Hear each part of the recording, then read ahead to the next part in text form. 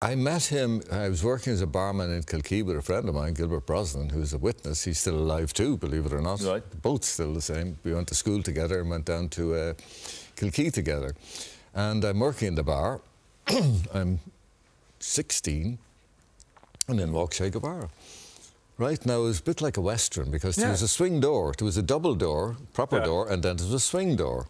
And in comes Che with two of his mates. And being a political animal, we were educated by the Franciscans in Gormanston, who had a mission in Latin America. So we followed the whole Cuban Revolution. The priests would tell us all about who was who. Wow. So I knew who Che Guevara was, and I said to him, "Oh, what brings you here?" And long story cut short, he had good English. He was guarded in his English. There's a very famous postcard he wrote from Ireland to his father saying, "I was interviewed by Irish television, but I pretended I didn't speak English in case they'd ask me about cattle rustling." The least of your worries. So he told me very simply and basically, "I'm Irish."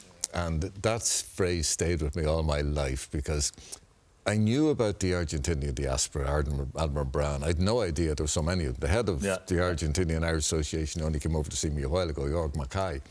And they are fanatically Irish, 100% Irish, and they're having trouble getting passports too.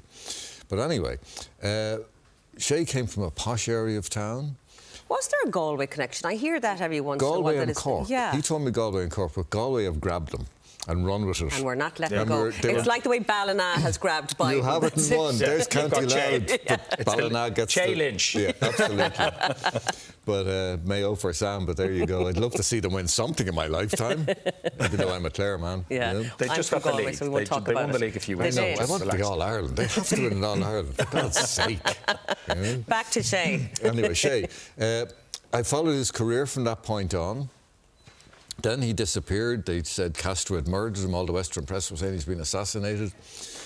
Before he left for Bolivia, he stopped by in the White House in Shannon, sorry, in Limerick. He stopped in Shannon, and he had a lock-in overnight with the brother of Commander Cienfuegos. Now, I wasn't there for that. That's not part of my story. That's Arthur Quinlan, who wrote the whole story in the Limerick Leader. And that was the last time he was seen, you have to remember. That was his wake. Yeah. Because then he went to Bolivia and disappeared, you know. Wow. An amazing man, and I'm very proud that I've recorded his life, because I was so outraged, I don't want to give a big lecture, on the manner of his murder. He was a prisoner of war, that I decided, no, they're not disappearing him. Yeah. And when you're young, you're presumptuous. I thought, no, I'll make sure he is remembered. And it worked. It's certainly to my surprise and amazement. And we see it everywhere. You didn't claim copyright on it. You released it to the world. I grandly announced in the evening press that I was making this copyright-free for the masses. And boy, did they use it. I stuck to it, you know. Although you did, and it's just a sure sign of the great humour that you have. Early this month, you did... Oh, April Fools. Yeah, you announced you had sold the rights to Budweiser. I put a tweet up because I'd been taken that morning by...